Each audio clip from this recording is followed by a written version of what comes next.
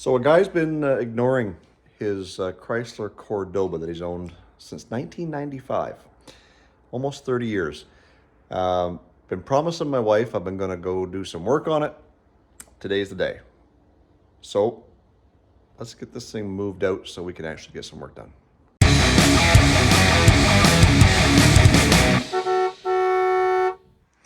So if this is your first time tuning in, this is my 1979 Chrysler Cordoba that my dad and I restored back in 2007, 2008.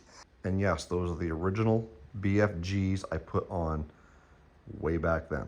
This car was originally two-tone blue and white. It had the white on the top, the blue and the bottom.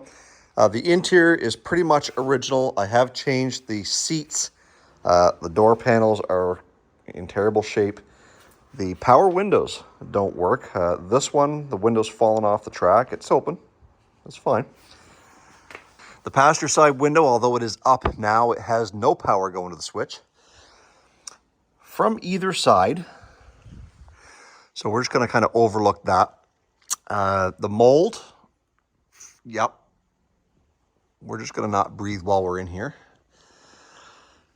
We did do a lot of upgrades to this car, though. The dash is all original. It's got zero cracks. It's in excellent shape. It's got a great stereo system in it. It does have a tilt column. It does have cruise control, not currently working. It did have factory AC, not currently working. It has a 360. It's built a little bit, nothing too serious. Works really good. We did dyno this thing once upon a time on a chassis dyno, and it peaked out at about 219 at the rear wheels. Again, nothing to write home about, but it does work good. It does get about 18 and a half miles to the gallon with 321 sure grip in it. We do have block hugger headers, stainless exhaust the whole way back, 727 transmission. This thing is gold. It really is, but it doesn't currently run very well. And that's my fault, because 2 years ago when I put this thing in storage for the winter, I filled the gas tank with every intention of driving it in the spring. Well, the spring came and went. I got working on Dale the truck. Well, Dale became my daily driver in the summertime versus the old Mopar. So even though it's September now, 2024, we've got to start working on this thing before we get heavy into the Suburban, doing the LS swap and the chassis and the suspension and all that on it. So that in the spring, this thing is going to be basically drop a battery in her and she's good. I don't know where the battery went. I must have used it in another project somewhere. So we've got to get the gas tank drained. It does have pinholes in it. We've got them sealed up with some seal-all, if you know what I mean. It's holding for now, folks. Don't even worry about it. So we do have POR 15 jumped on board a while back so that I could do a gas tank repair kit. And that is not the battery, that's for the Echo, which is in the weeds. But I think right under the Quadrajet and the paper plates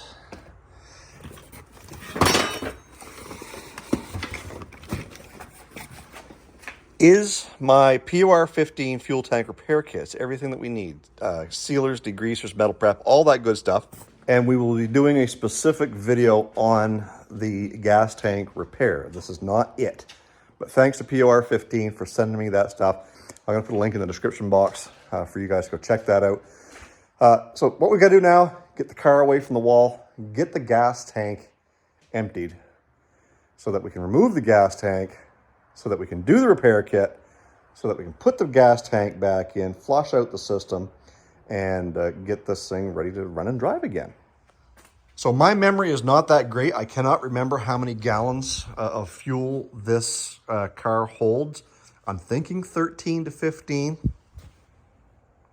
About that much. So let's get the car pulled away from the wall so that we can access the gas filler, which is behind the license plate in the back. And we'll start siphoning some fuel out of this thing. So I was watching an episode of Vice Grip Garage, and I saw him use a siphon that was like, they called it a jiggle siphon, shaker siphon. Anyways, apparently what you do is you take this, you stick it in the water or the fuel or the oil or whatever you're trying to siphon, maybe not oil. And as you shake, the ball picks up a little bit of your liquid and starts working its way through. And after you get the siphon built, it just starts flowing. So we've got these 3 former kitty litter jugs, and one held pickles and one held soup or margarine. But keep these around, guys. These are great for stuff like this. I doubt this fuel is very flammable, so having it open in the air is not that big of a deal. We'll recycle it, folks. We'll just add some regular fuel to it and burn it in the old lawn tractor. Or recycle it the proper way, one way or another. So the first thing we got to do is we've got to get this gas cap off, which has got a key. Let me grab the key. We'll get the gas cap off, and we'll see if this shaker hose actually fits down in there, and see if we can get this thing siphoning. All right, so we'll take one end, and hopefully it stays down in the bucket. And this end, oh yeah, fits right down in there. But is it going to get past the lip? Oh yeah, that's down in there. So I'm going to try and use the handle and a block of wood maybe. Well, that's going to be fine. And the idea is to get that shaken. It takes the air out of the hose and picks up, you know what I'm trying to do here. So let's keep you in there, because otherwise we're going to have an awful mess on our hands. So let's take, how about this block of wood right here? Gonna come out like that. We need some weight on that sucker. Oh, there we go. Just don't pinch it off. There you go. And we'll just kind of see if we can get this.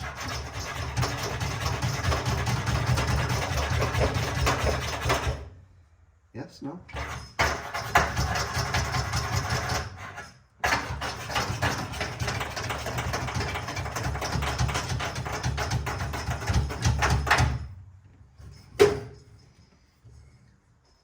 Is it even doing anything?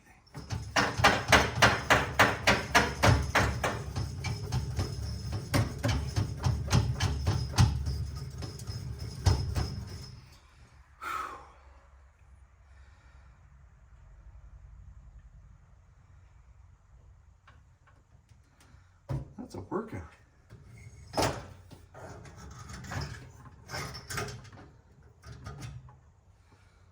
Uh-oh. We probably should be fixing that. I guess that's what you get for buying Amazon.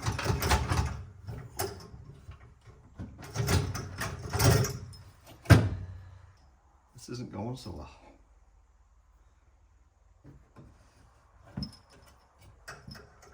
Try it again.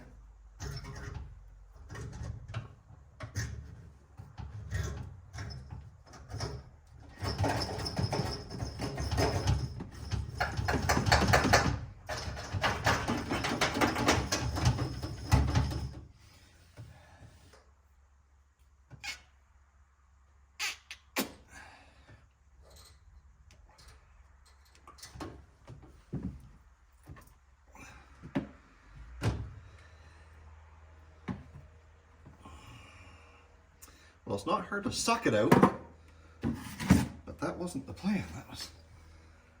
I didn't want to suck it out, I wanted to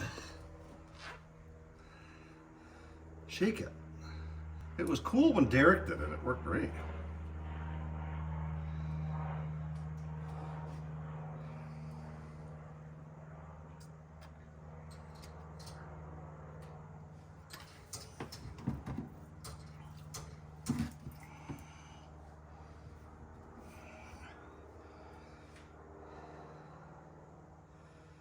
This will take forever.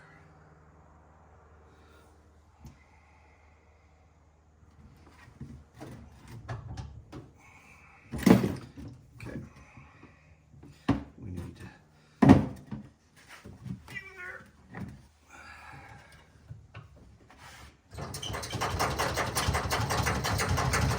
oh yeah, there it goes.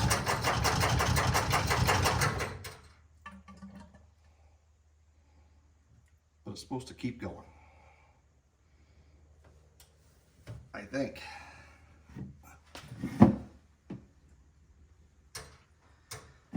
Okay, so if we can keep that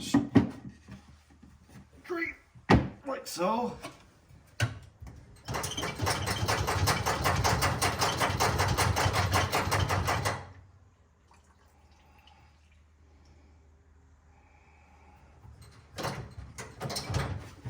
Son of a... All right, be right back.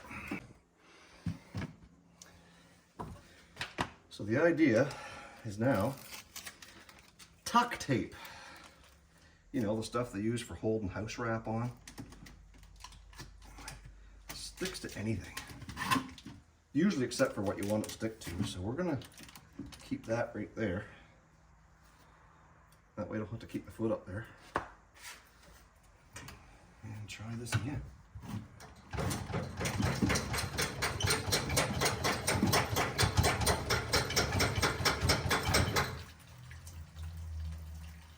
Oh yeah. That's working, boys. Let me get you in for a closer look. So the idea is to get all the, keep shaking until you get the air out, I guess. So this is going to take a little while for that to pump out, and we've got 3 jugs to fill here. So we'll let it do its thing.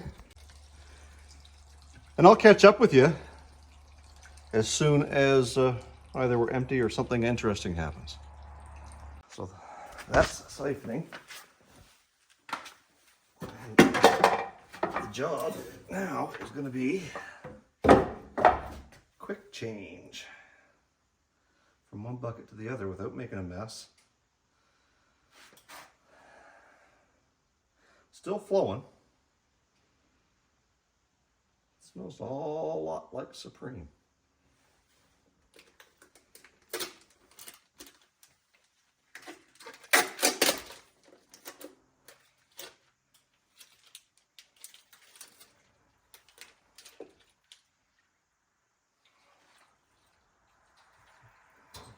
Don't let the air in. Oh, son of a. Oh. That's all you gotta do to get it stopped. I mean, I'm just showing you how it works. Let the air in, stops right up. So now we're gonna switch buckets. Get it started again.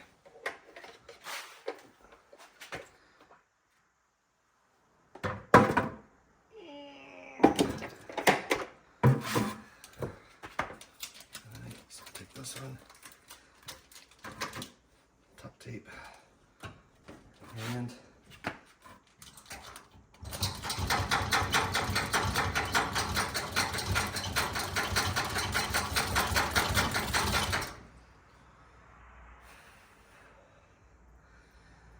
takes a lot to get the I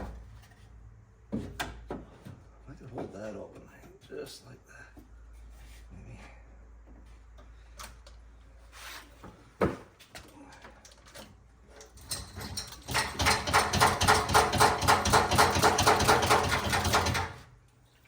There we go. I think the goal here is to get like most of it out, because I realize at some point this is just going to start sucking air from the bottom of the tank when it does become closer to empty. But we want to try and get as much out of it as possible so that when we go to drop this thing, we're not handling all that weight.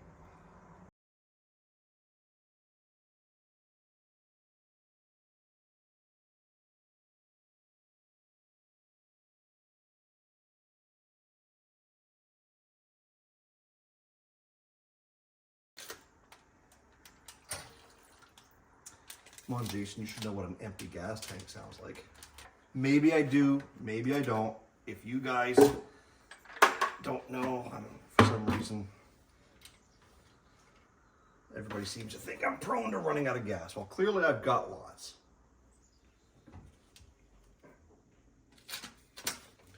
So here's what we're going to try and do. This time is tape it a little bit further down, like this, and not leave it hanging out so much. And maybe.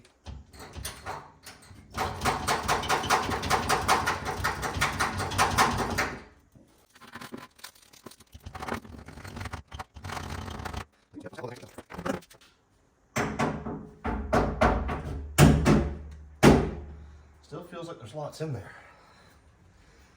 So how do we get down like?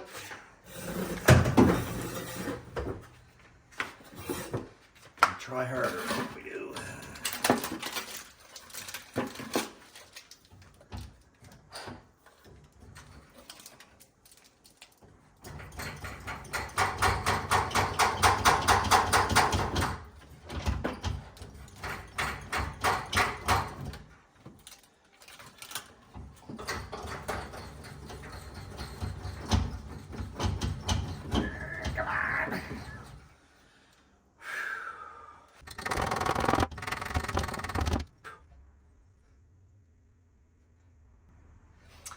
I got another idea.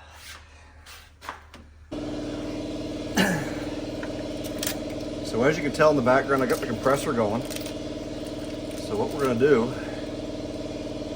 is we're going to put a little slit in our hose here, and we'll use the compressed air. We're going to stick this smaller rubber hose in here, and we'll use the compressed air to potentially siphon. So if I blow through here, I might be able to do it.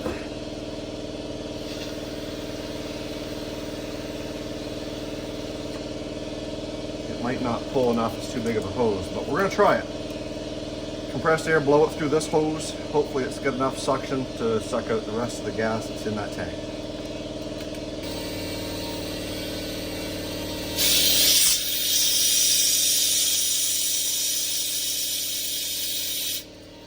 Well, clearly that was a dumb idea, but if we pressurize the tank, I wonder if we can get some fuel.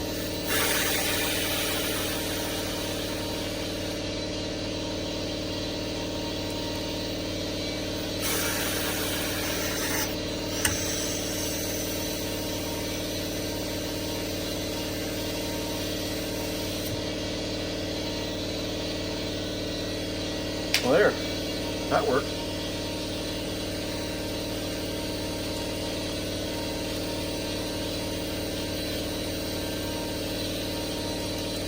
Pressurize the tank, pushes it through, whatever works. A few more bubbles coming, that must mean we're getting close to the end maybe. And I did notice that once it does get to the end, you'll hear that little glass ball or whatever's in that siphon shaker. You'll hear it kind of.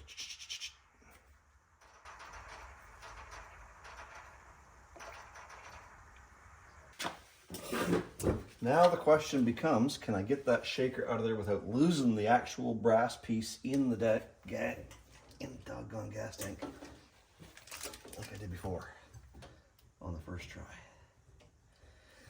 Not the end of the world. We're taking the gas tank out. We'll be able to get that thing out of there anyway, but it'd be nice if we didn't lose it.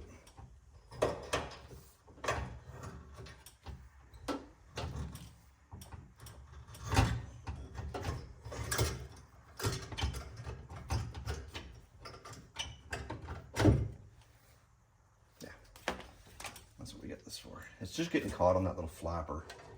That's all. No big deal. So we'll push that on there. And we learned a and we learned a very valuable lesson. Although this works decent, there's room for improvement somehow. We've got that done. We will put the cap back on so that the gas fumes don't fill the garage. Full.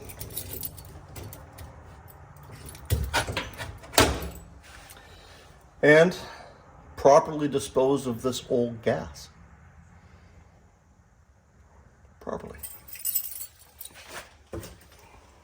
So now the theory would be if I put a battery in the car and turn the key on, the gas gauge should show empty rather than full, in theory.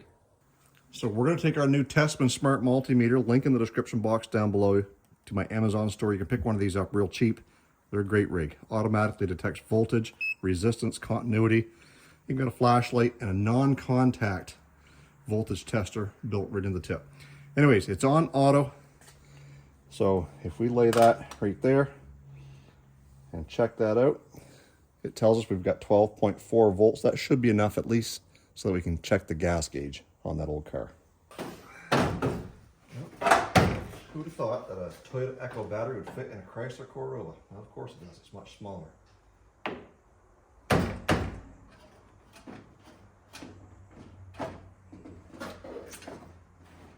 We'll just tip you up a bit here. All we need is the gas gauge. Gas gauge hard on E. Just the way I'm used to seeing it, because apparently I run out of gas, as mentioned before.